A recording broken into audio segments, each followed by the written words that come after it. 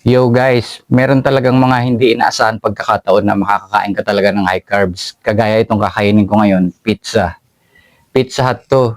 Hindi inaasahan pagkakataon, i-deliver ko to kagabi. Halagang 1,000 pesos, dalawa. Isang makapal, tas ito yung isa thin crust. Tapos pagdating ko sa drop-off, ang reply sa akin ng customer, hindi na daw nila tatanggapin dahil nasa Montalban na daw sila. Ang reply ko, kasalanan nyo ho yan, nasa Montalban pala kayo, order kayo. Tapos akong madadami, walang kamalay-malay. Tapos reply lang, pasensya na ho, kasi kanina pa yan tapos na-discharge na kami, kaya umuwi kami. Sabi ko, yun nga ho dapat ho, kinancel nyo yan o kaya hindi na kayo umorder. Hindi yung ako pa'y madadami, walang kamalay-malay. Di binalik ko sa Pizza Hut.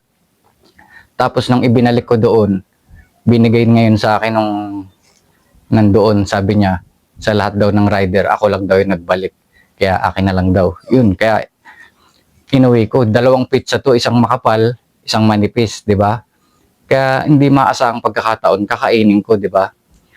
Ang maganda dapat gawin dito, kunin mo yung laman. Huwag mo kainin yung tinapay kasi carbs yan. Pero paano mo mahihiwalay? Manipis na, di ba? Kaya kakainin ko na lang lahat. At saka ang magandang ginawa ko dun, hindi ko binigay sa iba. Kasi pag binigay ko sa iba, mapapahamak lang sila di ba? Kaya mas mabuti, ako na lang, kaya mas okay yung ginawa ko, di ba?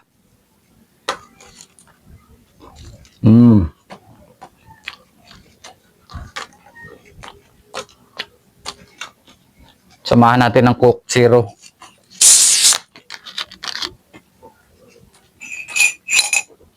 Para kumpleto.